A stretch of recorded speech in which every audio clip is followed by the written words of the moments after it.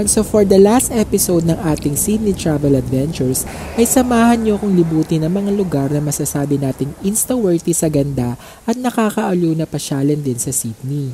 Sa totoo lang, ang daming mga lugar na pwedeng mapuntahan dito na very worthy of a great insta shots na pwedeng mapagtambayan, pati na din yung mga lugar na masasarap na kainan. At dito lang yan sa paglilibot natin sa mga iba't ibang lugar dito sa Sydney. Kaya samahan nyo na ako para masilip na natin ang mga lugar na ito. Well, una sa listahan natin ang Pamarata Park. Dito sa lugar na ito, masasabi mo talagang pwede kang mag-relax dahil sa tahimik ng lugar at ganda ng park na ito.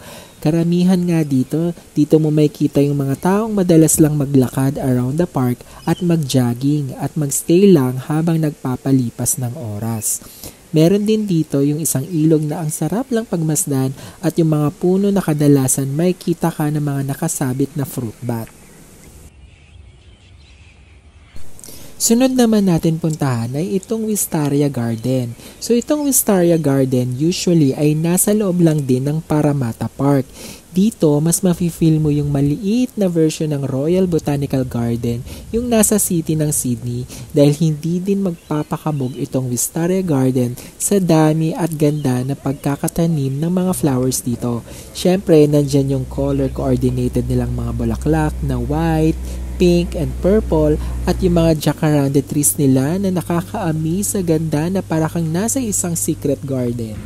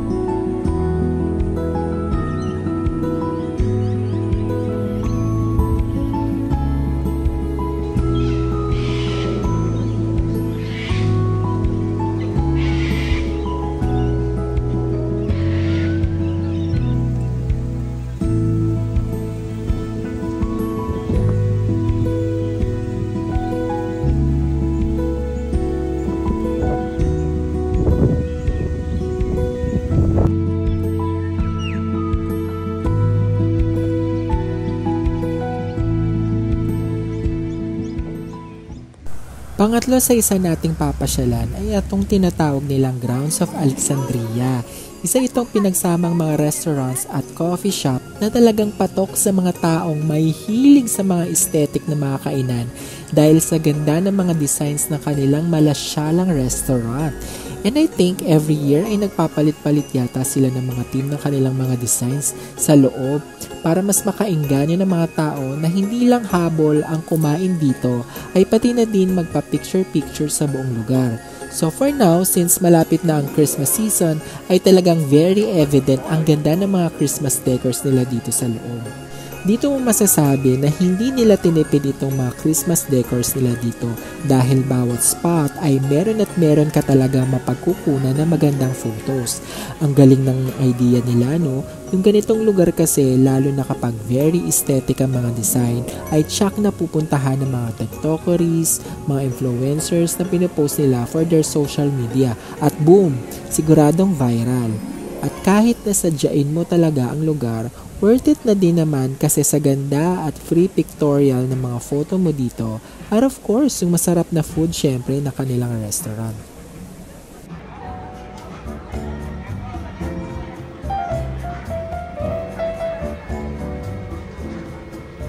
At eto na nga at sinubukan na naming mag-dine-in sa kanilang restaurant at kita mo talaga kung gaano kaganda ang ambience ng loob ng kanilang restaurant.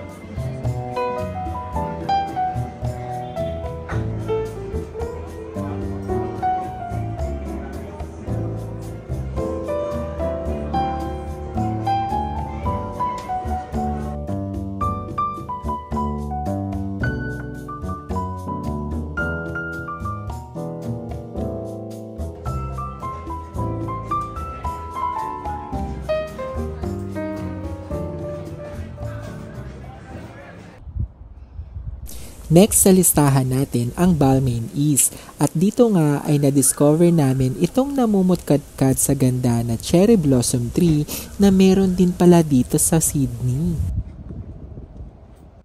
Pero yung talagang dinayo namin dito ay itong mala small Copenhagen na akala mo ay para kang nasa isang seaport ng Denmark sa ganda. Na tawag nga nila dito ay Waterview Wharf na isang workshop kung saan ang mga opisina nila dito ay may iba't ibang kulay na maganda din naman na good spot for a picture taking.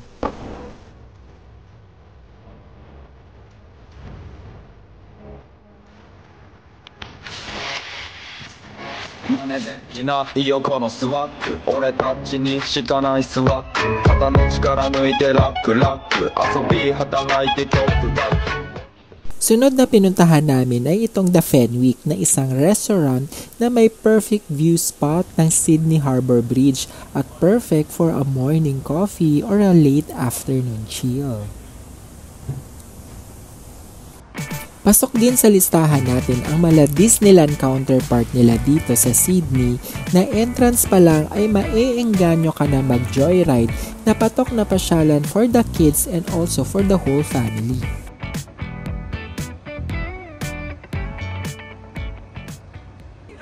Isa din sa talagang pinupuntahan ng mga bisita dito sa Sydney, lalo na kapag ganitong springtime season, ang lugar na Kirribilli na isang street ng mga jacaranda trees na talagang namumukadkad sa purple na kulay ng mga dahon ng puno ng jacaranda.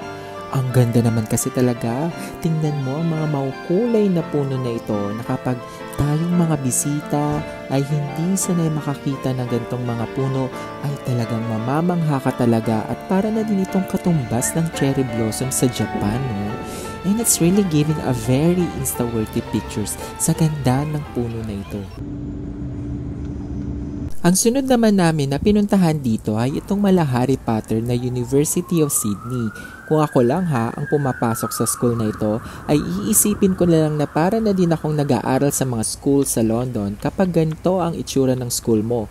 Bukod sa malaki at malawak ang buong lugar ng university na ito, dito mo ma-appreciate kung paano nila ikinumbine ang modern at mala European vibes architecture na mga design sa loob ng campus. Another place for a good food at kung nagkikrave ka ng mga Asian cuisines ay dito yan sa Burnwood, Chinatown ay tsak na marami kang pagpipilian ng mga Asian food. Bukod sa mura at pwede kang mag-food trip ay ang ganda din ng ambience na talagang food haven kumbaga sa mga may hilig kumain. Usually, marami silang mga ganap dito every weekends dahil na din sa mga events at maraming live activities.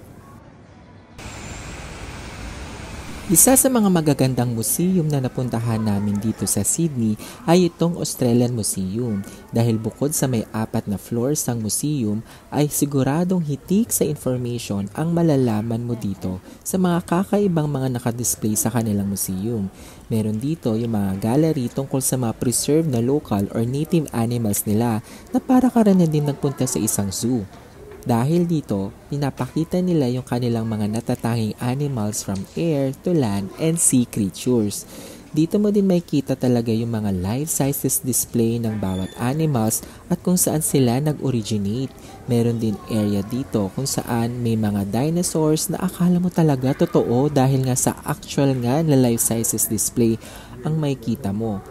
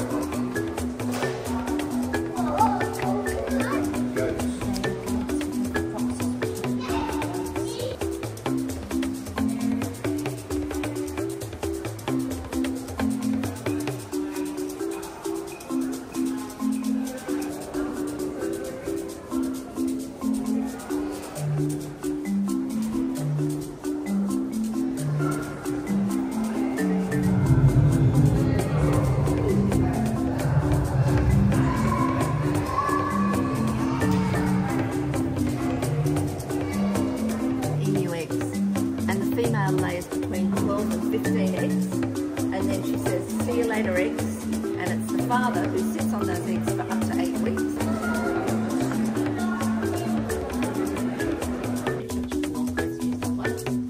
And coop feeding, which is far north, south gallery.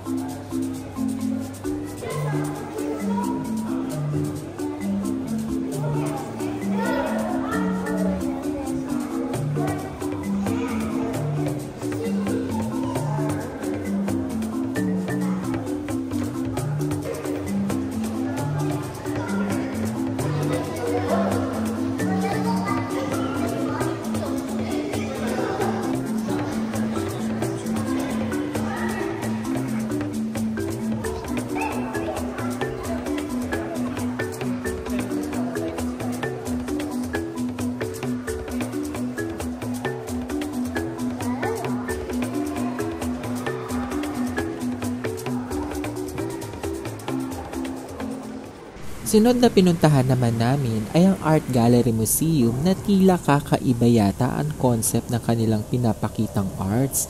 At ito yung tinatawag nila na White Rabbit Gallery.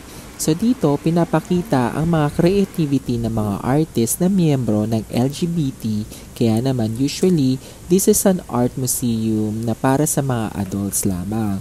Meron sila dito ng mga film showing na how they express love, passion, sex and abuse na usually nagiging tampok na topic ng mga LGBT concern.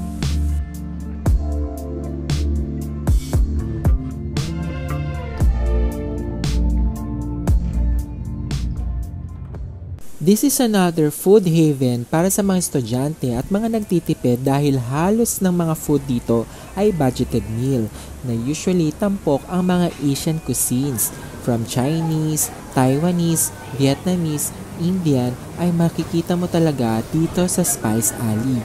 Dahil malapit lang to around universities at companies ay tsak na maiengganyo talaga mga nagtitipid dito. Pero wag ka ha, hindi tinipid sa sarap at dami ng service ang meron sila dito. Oh well, speaking of tipid tips, ay ito pa ang isang tipid moments na mapupuntahan natin dito sa Birkenhead Point. Ito naman ay para sa mga taong mahilig sa mga sale ng mga branded shoes, shirts and apparel dahil marami dito or halos karamihan sa mga stores dito ay may mga sale items. Dahil isa itong shopping outlet kung saan dinadayo talaga ng mga gusto makamura ng mga quality brands na bagsak presyo kumbaga. Na talagang mapapalaban ka sa pag-shopping dahil sa dami ng pwede mong mapamili. Promise.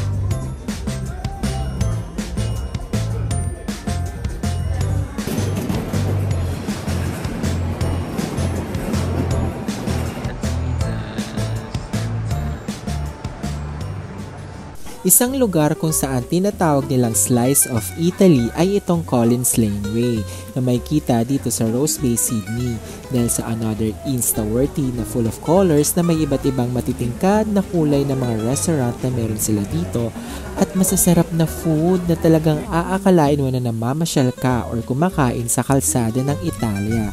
Usually, ang sarap tumambay dito lalo na kapag fresh in the morning dahil sa masasarap na breakfast meals nila dito.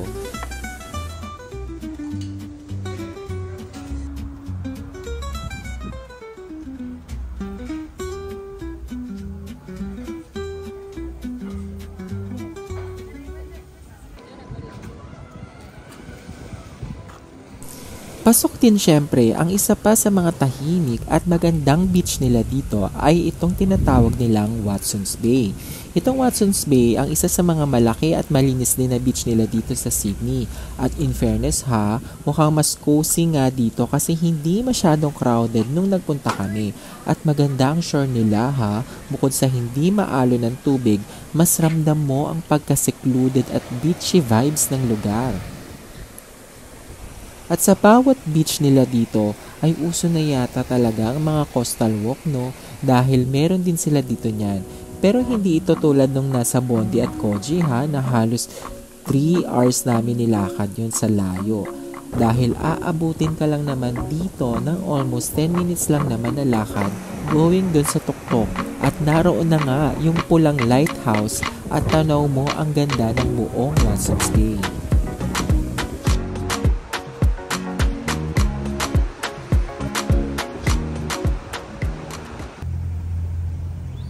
Isa pa sa magandang pasyalan dito ay itong government house na located mismo dito sa tapat ng Opera House na mismong area ng Royal Botanical Gardens. Usually, nagkakaroon sila ng free visit and tour sa mga turista every Friday till Sunday from 9 a.m. to 3 p.m.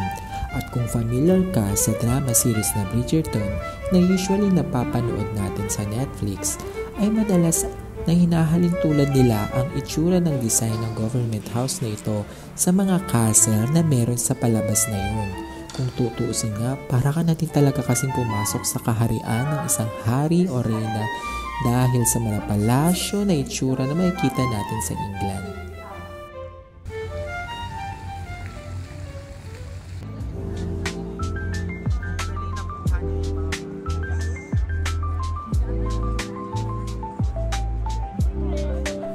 At para ulit sa may hilig mag-shopping na mga gusto ng mga pasalubong, ay meron yan dito sa Market City at dito yan matatagpuan sa Paddy's Market. Ito na yata ang isa sa mga shopping area at pasalubong center para sa mga may hilig bumili ng mga souvenir items na pampasalubong para sa kanilang family and friends. Like yung mga t-shirts, mga bags, mga murang keychain na very sulit na sulit talaga sa presyo. Madami naman kasi talaga sa Sydney ang mga shops na talagang nag-o-offer ng mga sale items tulad ng Chemist Warehouse. Kung mahilig ka sa pabango at supplement and beauty products, meron din tayong Woolies or Woolworth o kaya Coles para sa mga sale items sa mga groceries.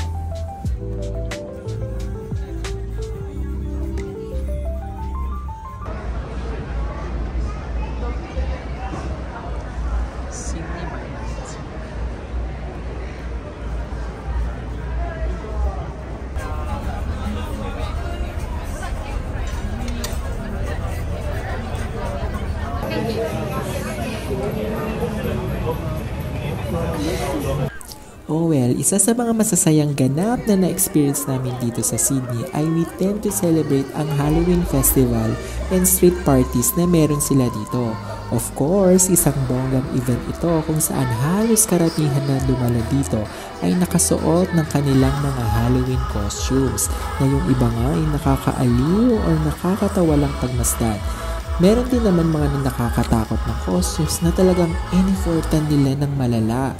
Well, sobrang nakaka-enjoy lang talaga itong mga ganap dito sa Sydney dahil bukod sa mga night parties ay may mga sayawan din at meron din mga food festival na nagkalat sa mismong The Rocks kung saan naganap yung Halloween event.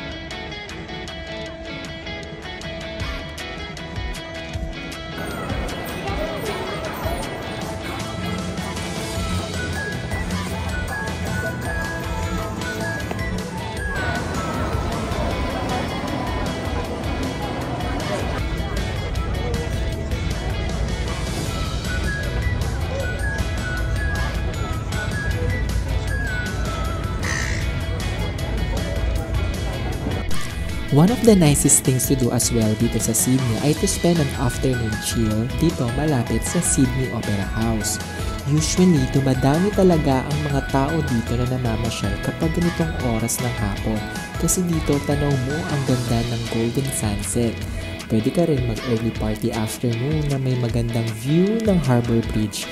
Kumbaga, kung gusto mo lang tumambay para magpalipas ng oras, mag-reminiscing for the past days na pamamalagi mo sa Sydney, for sure, alam kong mamimiss mo ang lugar na ito tulad ng Sydney.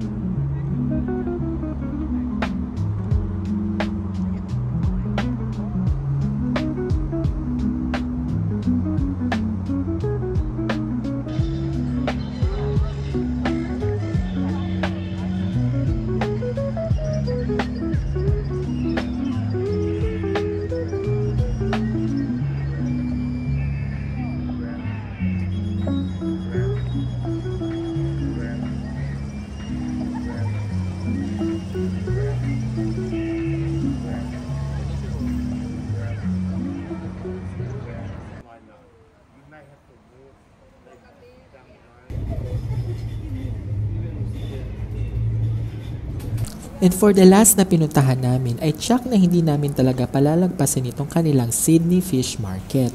At para na din sa mga nagkikrave ng mga seafood at gustong makatikim ng mga masasarap na pagkain na very fresh na pwede kang makapamalengke ng mura at magpaluto ay tsak na mag-e-enjoy ka kaka-food trip dito sa Fish Market.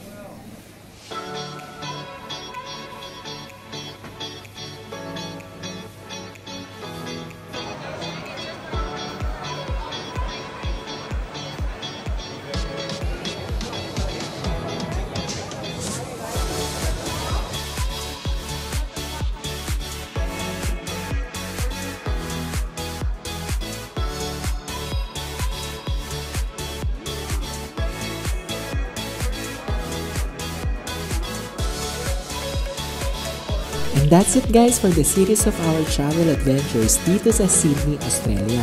Of course, looking forward tayo for more Australia trips. Thanks for watching and subscribing to my travel vlogs here in Sydney. Till next travel adventures mga kapatid. Bye for now!